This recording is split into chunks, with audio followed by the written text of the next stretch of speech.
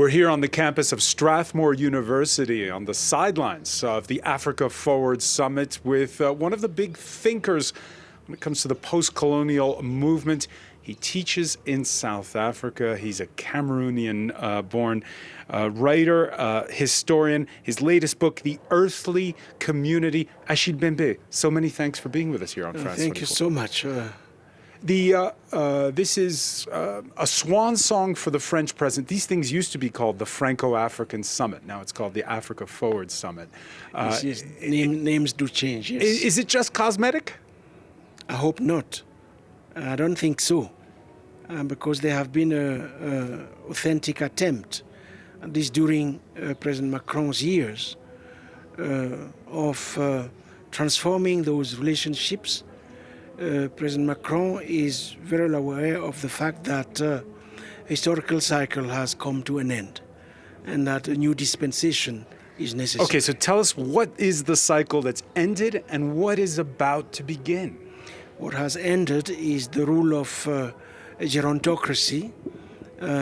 When I say rule, I mean moral rule of old people, old men, lording over population composed majoritarily of young people and women.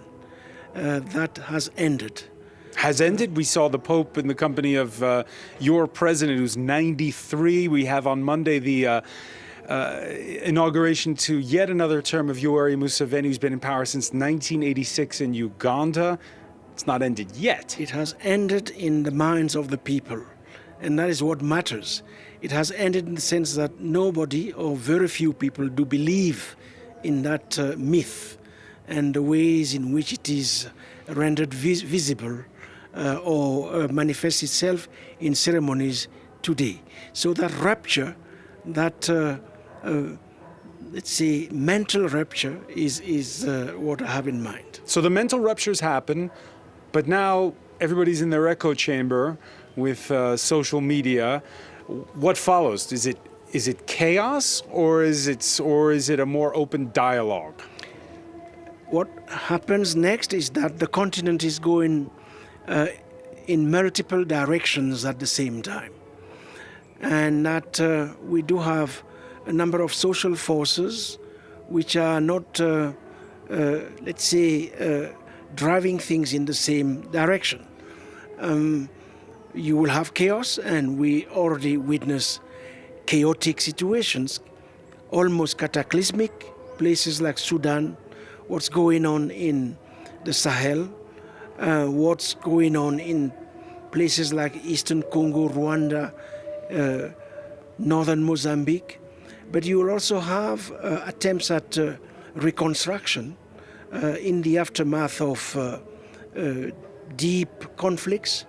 You have, as far as I can see, attempts at reinventing democracy from below, carried by social movements, most of which are driven, once again, by young people and women.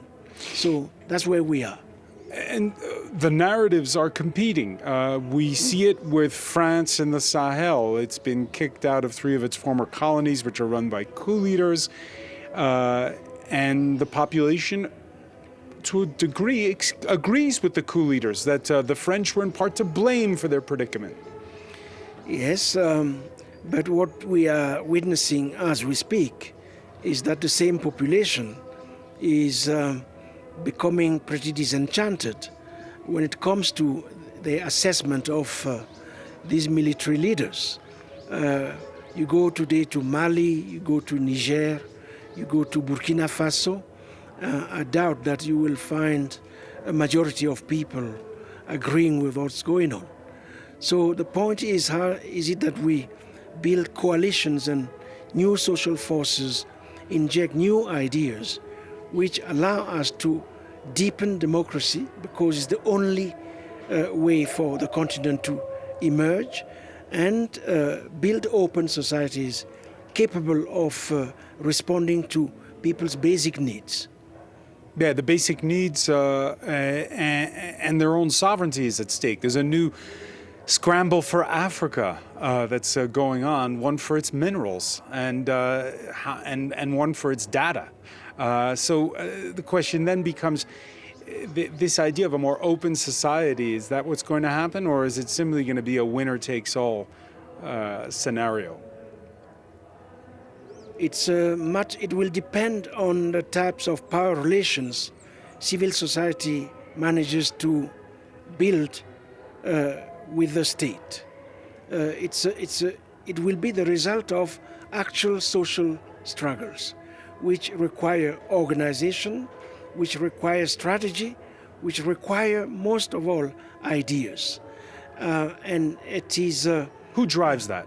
Intellectuals, civil society organizations, women's organizations, young people organizations, coming together around key projects, the aim of which is to respond precisely to these fundamental needs we all have in mind: access to food, access to clean water, access to education.